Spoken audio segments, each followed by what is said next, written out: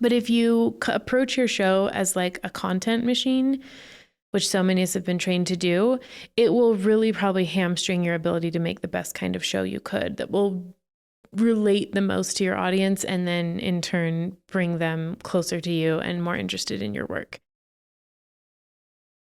Welcome to our video about when your show concept is better for a limited series or a seasonal show versus an always-on show. And I will break down the terminology, so if you don't know what I'm talking about, don't worry. An always-on podcast or YouTube show is something that publishes on a very regular basis, for example, weekly, and it doesn't really take any breaks. It's always on. There's always a new episode publishing. It probably publishes every week of the year. Maybe it takes a week off, at the end of the year, but that's it. Like, it's literally always on. And those are the podcasts that a lot of people think are the standard because they're so used to them just being there for years and years and years. And they're becoming more rare because they're really hard to sustain for bigger media companies. But if you're a personal brand who kind of does your own production and uses your show mostly as a marketing tool, then they're pretty doable.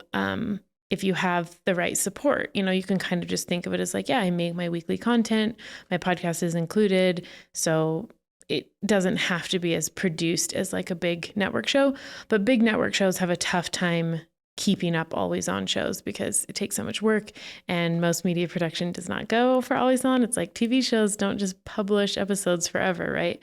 They have seasons. So always on is kind of how a lot of podcasts started 10 years ago, but it only really works for a certain kind of person. And if you're a personal brand, it might work for you. But let's talk about the other types of shows, a seasonal show or a limited series. A seasonal show has become very popular because just like a TV show, you record a certain number of episodes around a theme and then you take a break. And that season may be 5 episodes, it might be 10 episodes, it might be 20 episodes. Like, there's not a rule. I get this question a lot. Like, how many episodes should be in a season? There's not a rule. If you have a concept that should be explored over 8 episodes, do 8 episodes. If it should be 20, do 20. If it should be 10, do 10. So seasonal shows have become really popular with media production companies and networks because they can, sustainably make them. But there's downsides to everything. If you do a seasonal show, it means when you're off season and not publishing content, it can be hard to keep up sponsor contracts if that's a route you're going with advertisers. Or if you're on YouTube, it is not favorable to your channel's growth and the algorithm to not be publishing a video on a very regular cadence. So there's ways you can, accommodate that. You can publish different content on your YouTube channel when your season is complete. But seasonal shows are a really good fit for a lot of people because of sustainability and focus and quality. You do have to think strategically about what you're doing to connect with your audience in your off season. And then the last type of show that I'll just touch on, it's related to a seasonal show, but I think it's worth putting in its own category, and that would be like a limited series. And a limited series is something that essentially is like a standalone piece of media that never intended to be like a multi-season event. So you could think of it as almost like a docu-series, like a 4-part docu-series that you'd see on TV. Like, it has a theme, it has a purpose. You make it once and then it's just supposed to live forever and be good on its own.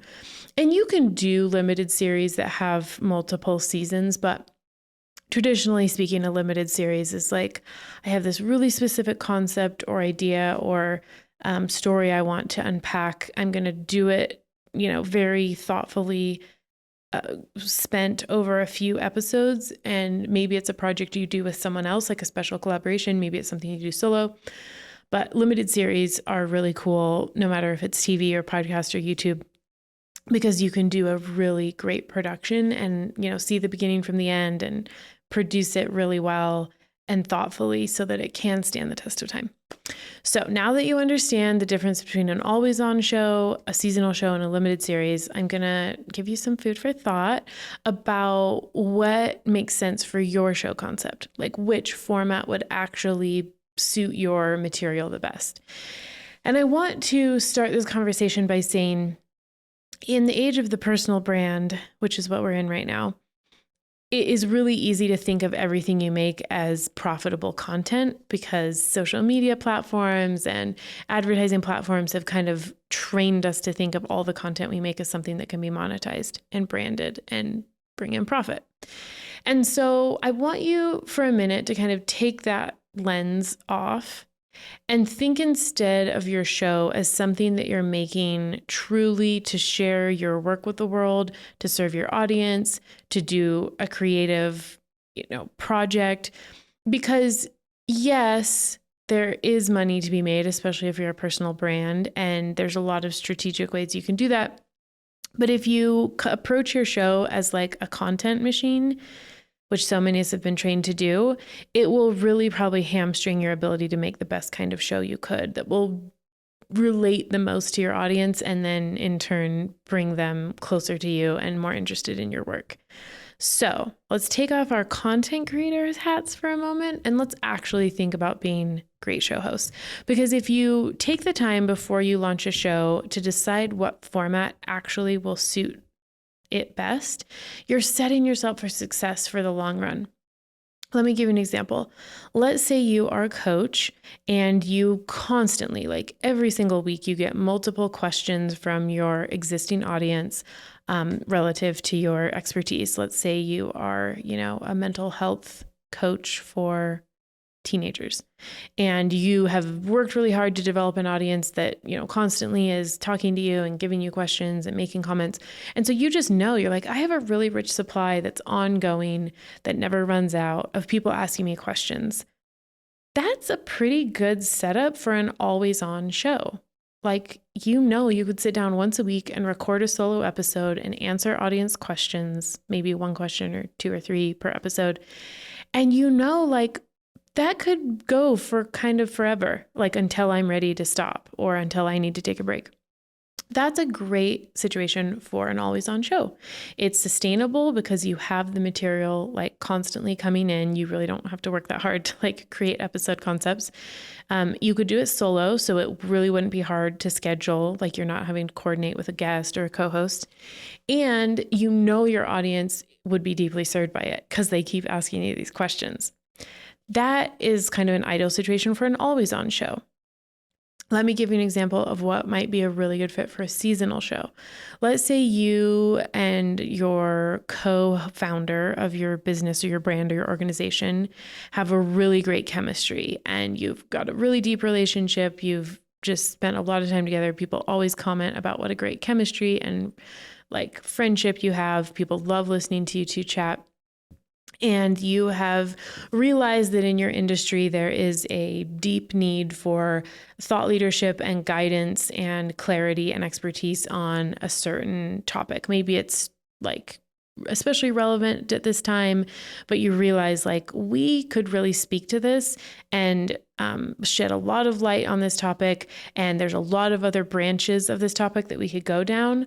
But we know that everyone in our industry would be really interested in hearing and referencing back to a thoughtful deep dive. That might be a really great situation to do a co-hosted seasonal show where your pilot season is kind of addressing those top 10 frequently asked questions or biggest myths or the things that everyone's trying to sort out that you really have a lot of experience with. You could co-host the pilot season. Maybe you have guests, maybe you don't. And then you could take season break, listen to the audience feedback, kind of, check what worked, what didn't. And then you could continue to do a seasonal show. And every season could have a specific theme that was like a subtopic of that main topic that you're really well known for, that people keep coming to you wanting guidance and insight. That could be a great seasonal show. It would be sustainable. You could batch record the episodes potentially with your co-host, whether you did it in person at a studio or remotely. And you could thoughtfully approach each season without too much effort because you already know what you're talking about and you could be prepping for each season, ahead of time. That might be a great situation for a seasonal show. I'll give you one more example of like what might be a great fit for a limited series. And I'm actually going to reference a real example of two marketing experts that I had followed who did this in real life.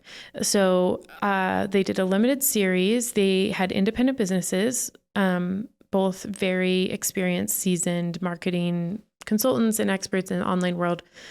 And they were colleagues, they didn't have a shared business, but they were peers and friends and had worked together before. So they came together and created a limited series podcast.